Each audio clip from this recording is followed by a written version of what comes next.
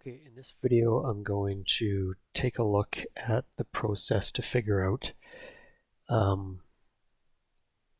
fire separation requirements between rooms in suites. I think primarily is what I'll cover here, so I want to kind of go through all the locations in the code to find whether a wall has to be a fire separation, whether it needs a fire resistance rating, and so on, because it is kind of all over the code. The answers lie in many places, so I'll go through various scenarios here to show you how it's done. Okay, so this will be the building that we use, which isn't complete yet, but it's a simple little project that'll get the message across of how to do this. Okay, so what we have here is a two-story building, and on the main floor there's CRU spaces, so that stands for commercial retail units. So that could be, there's actually a cafe down here, it looks like. So that could be, mercantile uses or assembly occupancies. Typically is how you would design these buildings. So, the cafe would be an A2 assembly occupancy, and just a mercantile store would be an E occupancy. But you'd certainly want to design this main floor for the potential that an A2 occupancy could be anywhere in here, or an E occupancy could be in here as well, just for ultimate flexibility. So we'll kind of look at both scenarios there and what that means. So that's the orange line is the separation between suites from each other. The green line here is the separation between suites and the office lobby. So this is where you come in the building to get to the second floor. The blue is the elevator, the red is the stairs, the pink is the water meter and sprinkler room, and the light blue is the waste and recycling area. And then on the second floor, again, we've got the stairs, and there's purple here separating the public corridor from the suites, which are office use, a D in this case, D occupancy. There's the elevator again. Oops, I forgot the shaft, so I'll put a color there. I've got a green line around a janitor room. I've got a yellow line for separation of suites. Again, I just used a different color there because we know there's going to be offices on the second floor. You could design that for more flexibility as an E or a A2 use on the second floor, but it's pretty unlikely in most cases for the second floor. So I'll just assume that's going to only be designed for a D use. However, there could be a classroom or something like that, I suppose, make it an A2, so something you'd want to consider when you're looking at a project.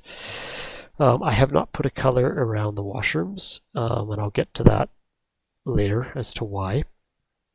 Because what we'll probably find is that the washrooms don't have to be separated from the corridor.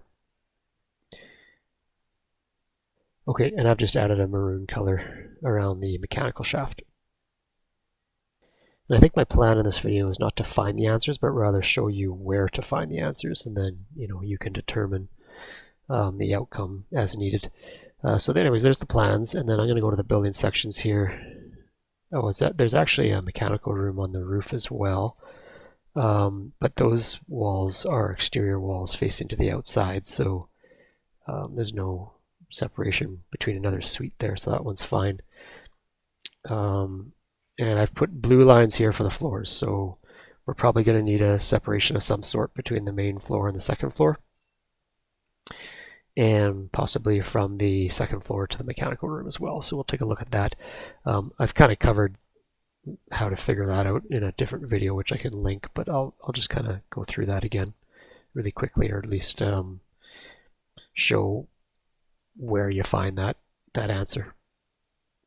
Okay, so I'm going to use the 2023 Alberta Edition Building Code.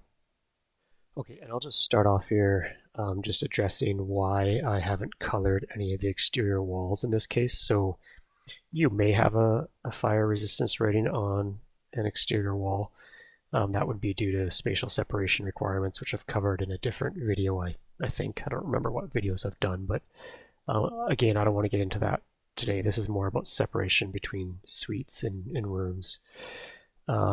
But you know, for example, you'll notice that the exit stair here, I didn't put a color on the exterior wall there because there is no fire separation requirement to the outside.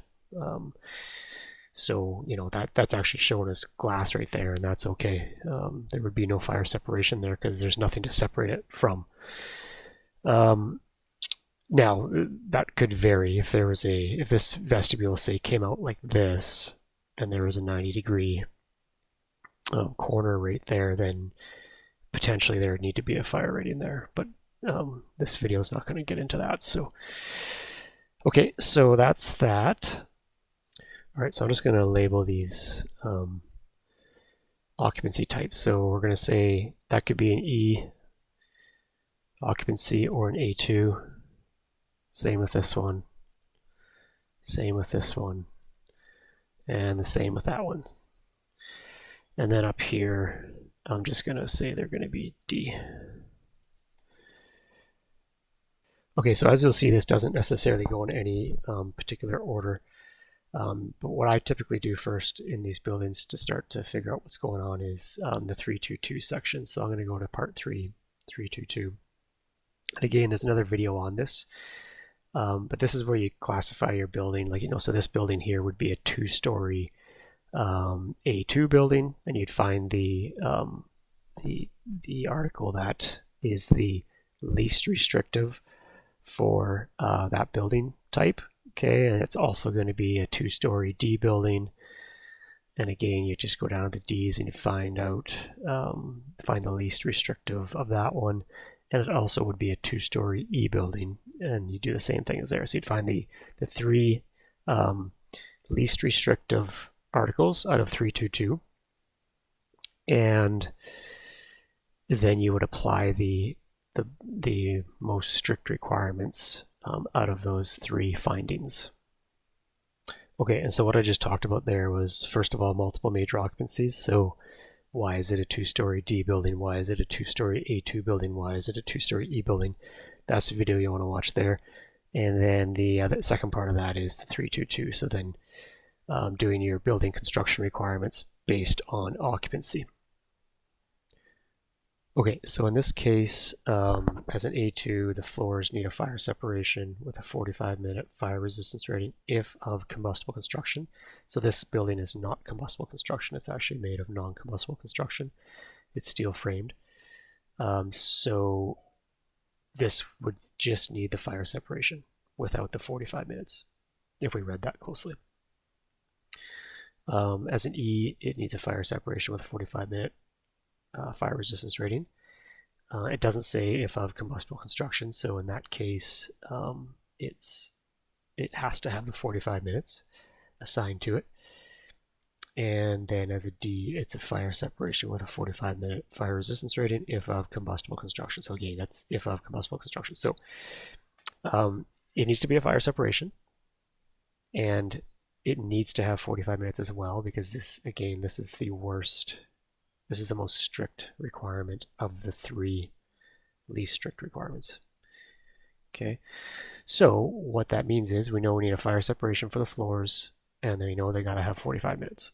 Okay, and I don't want to get off topic here, but someone's probably going to say, well, why is that? Why is it a 2-story building, not a 3-story building? And I'm going to go on the premise that if we go to the start of 3.2, exceptions in determining building height, a service space, sentence 8 here basically. I'm going to assume that we meet all these requirements. So again, you have to go through here, but a service space does not need to be considered a story as long as it conforms with all these other articles. Now let's just take a quick look. Sprinklered, fine. It can be sprinklered. Signs, fine, whatever. Audible signal devices shall be installed. Yeah, that's fine. Sorry, which one was that? Number sentence 2, emergency lighting. Yeah. Sentence 7, 2 points of egress shall be provided if the area is more than 200 meters squared. So it's not in this case. I checked it. It's like 70 square meters. And the travel distance measured from any point in the service space to a point of egress is not more than 25 meters. So it's fine there as well. Travel distance to an exit shall be more than 50 meters from any point in the service space. I'd have to check that, but we'll assume that's okay. And service spaces shall not open directly into an exit. That doesn't happen. Okay, so aside from the 50-meter one, I think we're okay. But just a quick check here. That's the stair actually going down right there. There's a ship's ladder. But I'm just curious as to, oops, so you're 37 feet there, and then you come down right here. So you'd have to measure, like, basically, let me just show you what you'd measure here. I'll just assume it's fine, but I'll have to check that later. Where's my, here we go. So you'd want to just, once the equipment's in there and all that, you could look at mechanical and electrical and figure out where the equipment is. But let's just say this is the path down. Okay, so you'd measure that, and then you'd measure from the bottom of that ship's ladder here over to the exit. And as long as that didn't exceed 50 meters, it'd be okay. So I'll assume that's okay in this case. Okay, so back to this. I just want to show this. Let's go to 3226. Sorry, what was that? 32226. I just want to show something here because it's kind of important to pay attention to this stuff. So the building is permitted to be of combustible or non-combustible construction. Floor assemblies shall have or shall be fire separations, and if of combustible construction, shall have a fire resistance rating not less than 45 minutes. So again, it still needs, under this article, it still needs a fire separation, but it doesn't need the 45 minutes. Okay, and that is possible. You can have a fire separation with no minutes assigned to it. Just consider it a smoke seal, basically. So it's a fire separation with 0 minutes. So always pay attention to that. But anyways, the one that was kind of forcing the 45 minutes was the 32269. So let's take a look at that one there. Just verify it. 69.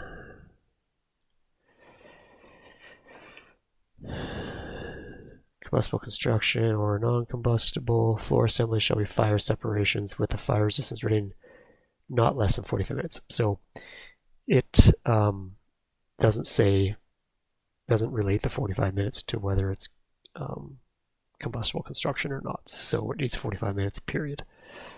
Okay, so in this case, I would say that floor is a fire separation, first of all, and it's going to have 45 minutes fire resistance rating on it. So that's kind of step one. Okay, checking to see what your 322 section says.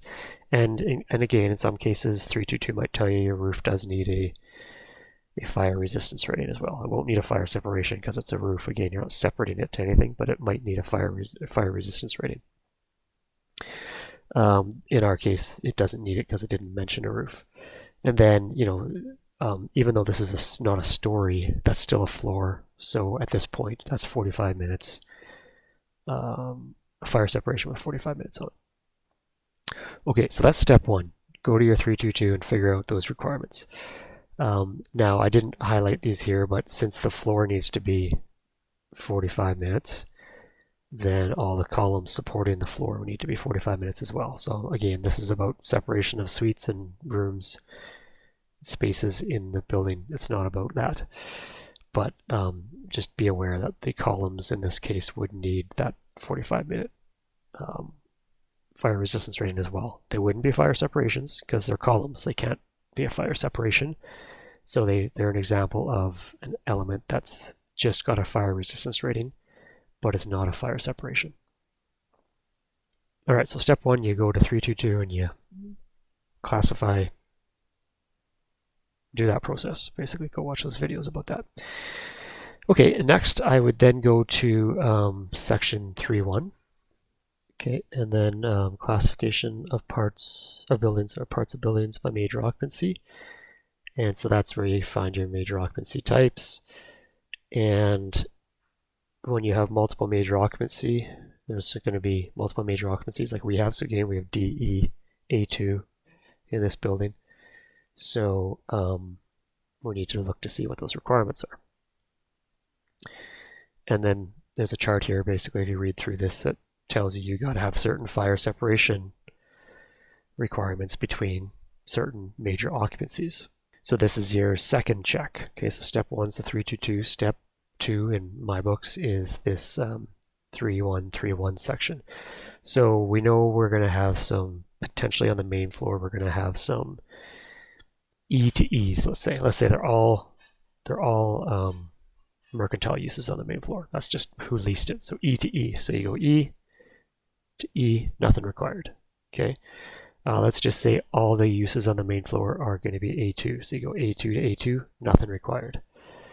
We might have a space that is an A2 with a mercantile beside it. So we might have an A2 to an E.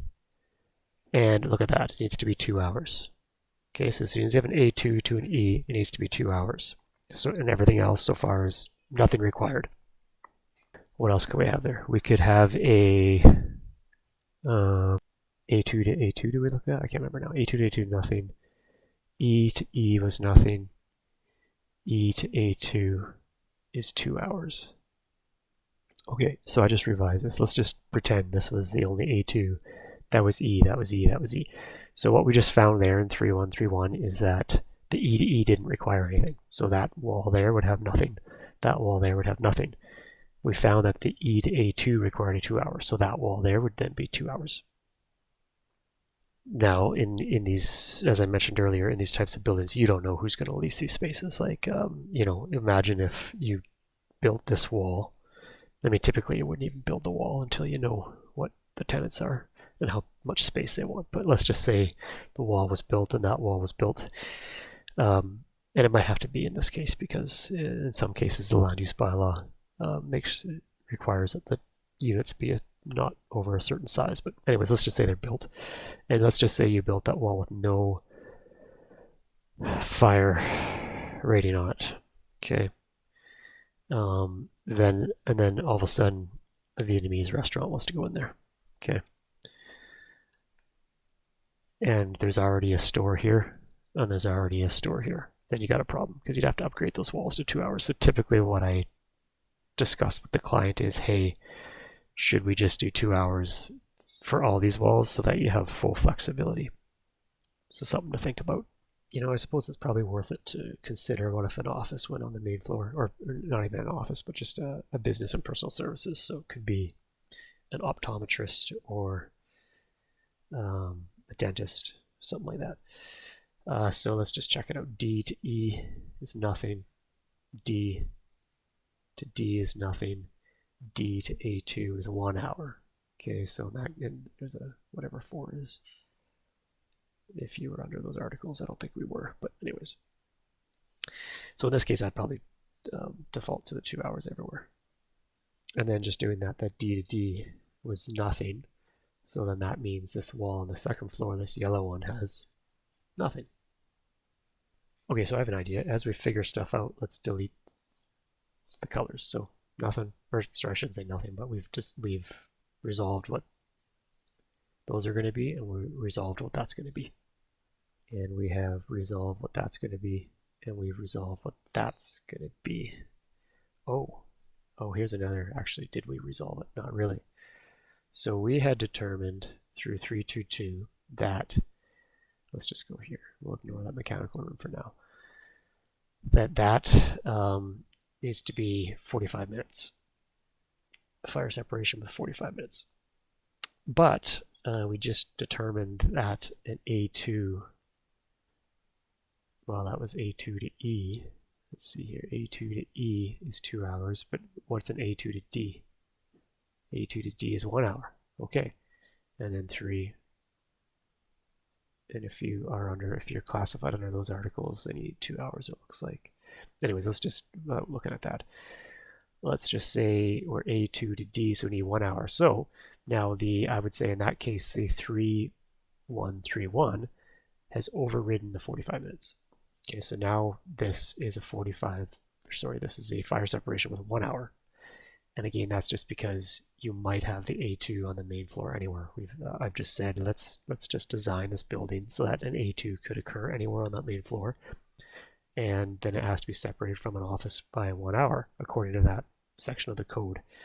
and that's more restrict than the 322 section. So you go to the more restrict scenario. So I would do 1 hour for that. If you were designing your building that an e-use could go up here, then you would do that as 2 hours. Okay, so you'd have to decide what you're doing there. But I'm going to delete those two, and because they're resolved. This one here could still be the 45 minutes at this point. But we'll have to take a look at requirements from a service room as well. So I'm going to leave that there for now because that might get overridden as well. Okay, so when I say you're going all over the code to find these answers, that's true, and we're going to go even to more places now. So we've been to 3.2 and now we've been to 3.1. And let's now take a look at the exit stairs. So that tends to be one of the next things I would look at. So I am going to go to section 3.4 for that. Okay, so section 3.4 here is your exits, and I want to know the fire separation of exits. Okay, and this gets kind of interesting here. So except as permitted by certain sentences here, so I won't look at those, but always check them when you're doing this for real.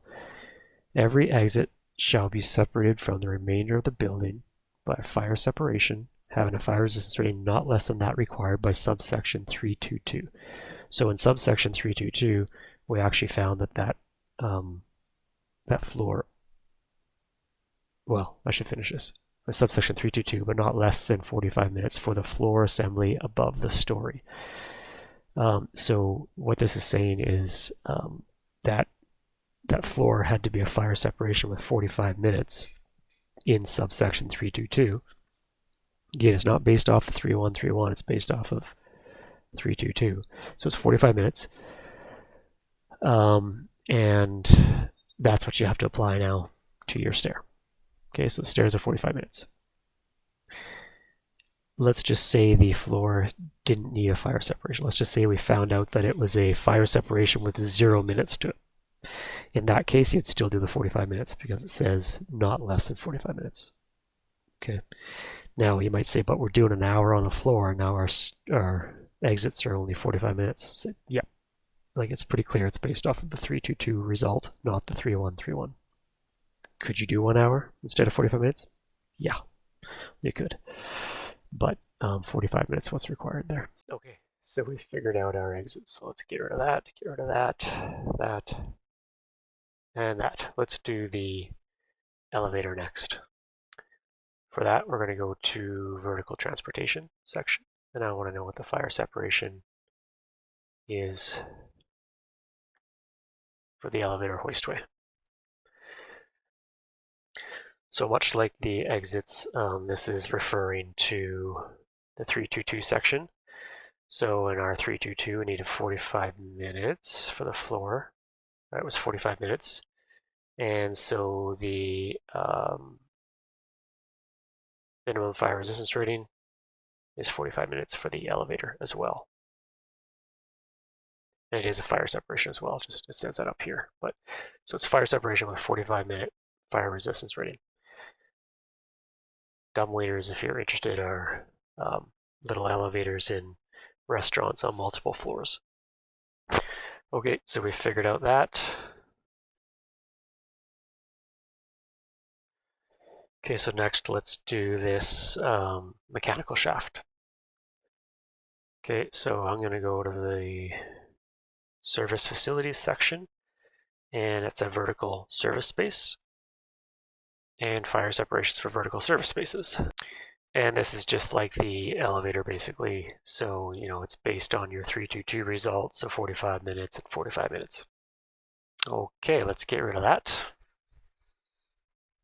And since we're in this section 3.6 service facilities, let's see what else we have here for other service rooms. Okay, and so we want to know the fire separation around service rooms. And then you got a whole bunch of stuff to read through here.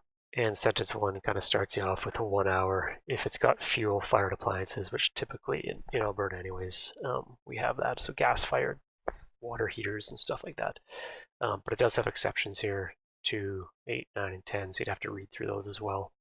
There's information here if the fuel-fired appliance is serving only one room or suite. So if each suite had its own little furnace or whatever, then it's, there's a different requirement there. There's stuff here about incinerator rooms. It's got the electrical equipment in there. So this building had the electrical and mechanical in there, which somebody might say, is that allowed?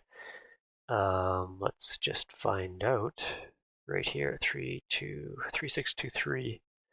The service room containing space heating, space cooling, and service water heating appliances is permitted to contain other service equipment such as electrical service equipment. Okay, good to know. I'd probably still have a separation wall between water stuff and other stuff, but that's good to know. Anyways, then you just go through there and figure out what applies to you, and whatever is required around that service room, in this case, would be required right here. So if it exceeded, again, like right now, that floor, that's only a fire separation with 45 minutes. But if the separation around that service room exceeded that, then you would default to the higher one. So that's how you figure out that one. Okay, so what we're left with now is section 3.3. So just as a recap here, we found some answers in 3.1, we found some answers in 3.2, we found some answers in 3.4, 3.5, and 3.6. And basically, those are specific sections that give us specific answers for specific situations. Everything else that's kind of left unanswered is found in section 3.3. Okay, and this might actually override some other stuff as well. So right off the bat, let's just take a look at the first article in 3.3. So 3.3.1.1 is separation of suites. Okay, so now this is specifically getting into separation of suites. So going back to the plan, we thought we have found the answer for that wall, and that wall, but maybe we didn't. Okay, we have one other layer here that we have to check and then take the worst case scenario. Okay, so we're talking about separation of suites here in this article. So you can go to the definition of a suite and see what it is, but basically our suites are going to be these tenants and these tenants up here. So this is referring to that wall, that wall, that one, and that one, because those are the separation of suites from one another. Okay, so acceptance period by sentence 2 and 3. Each suite in other than business and personal services occupancies shall be separated from adjoining suites. Okay, so the walls I just identified, the adjoining suites, by a fire separation having a fire resistance rating not less than 1 hour. So that sentence right there is saying you need a fire separation with 1 hour. Okay, so we had, well, let's just read sentence 2, because it's acceptance permitted by sentence 2. So the fire resistance rating of the fire separation required in sentence 1 is permitted to be less than 1 hour, but not less than 45 minutes, provided the fire resistance rating required by subsection 3.2.2 is permitted to be less than 1 hour. So in our case, we found that 3.2.2 section allowed for a 45-minute fire separation on the floor. So then this is now saying that the suites need to have a 45-minute fire separation between them for all suites other than business and personal services. So it's very specific to exclude business and personal services from that. Okay, so let's go back to our plan.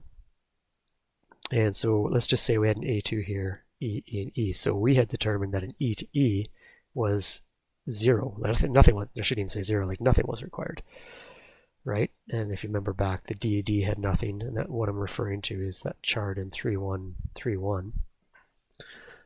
Let's just find that again. So all the, the A2 to A2 was nothing.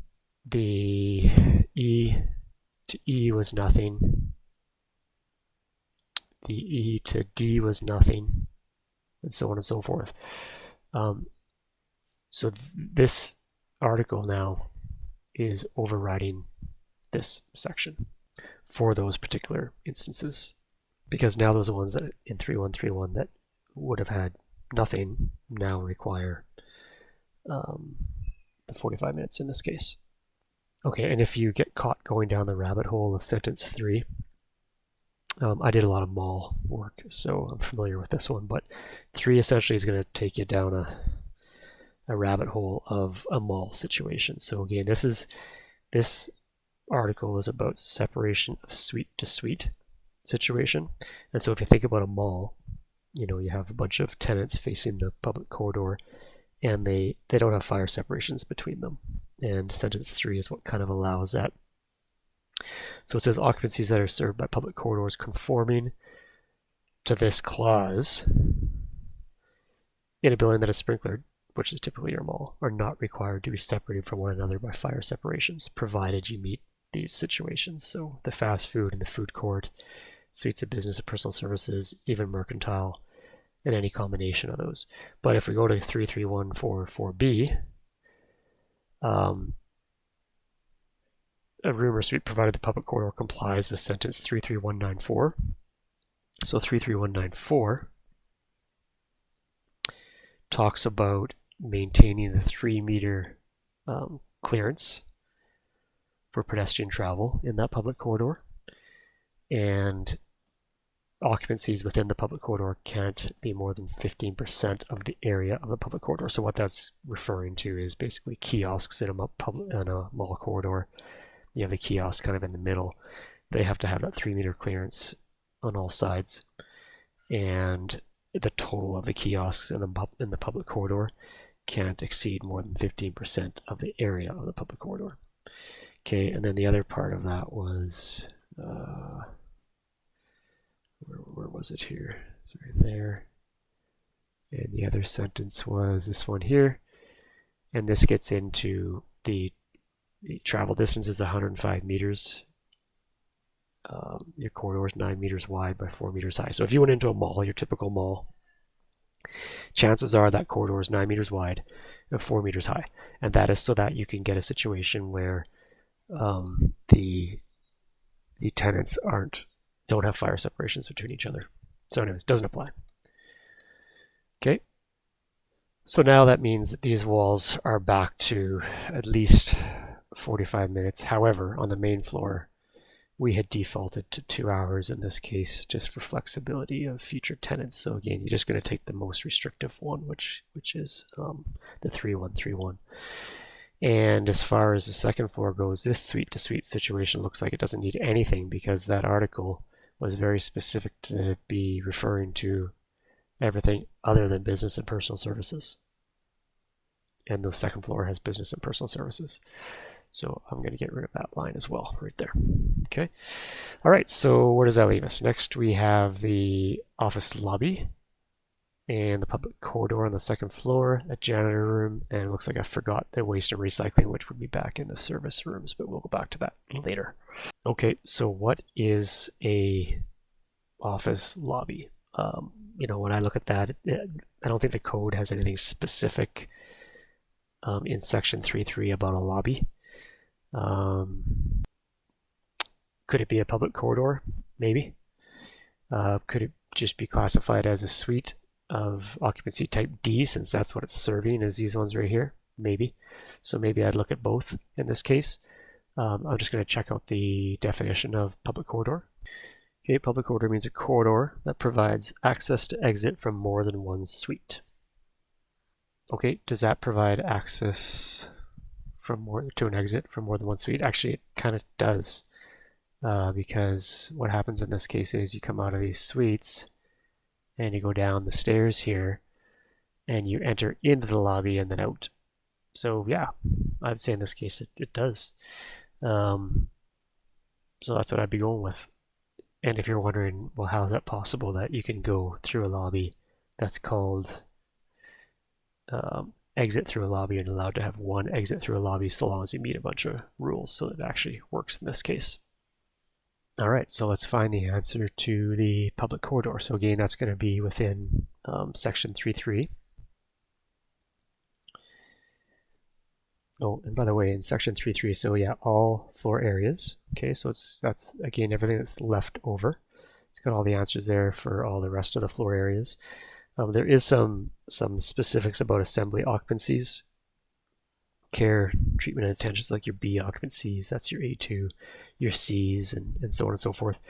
You just have to read through those when you have those types of uses and make sure nothing applies to you.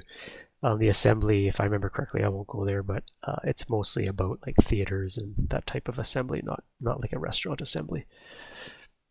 Okay, so let's just, now we looked at separation of suites. Now let's go down to public corridor separations, because we have some public corridors.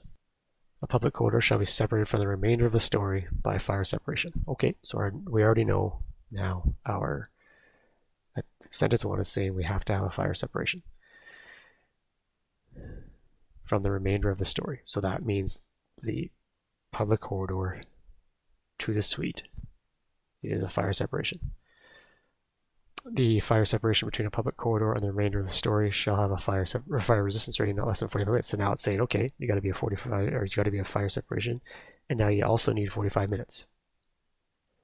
Then it goes to say, if a story is sprinklered, no fire resistance rating is required for the fire separation. So sentence 3 is now deleting that 45-minute requirement if you're sprinklered.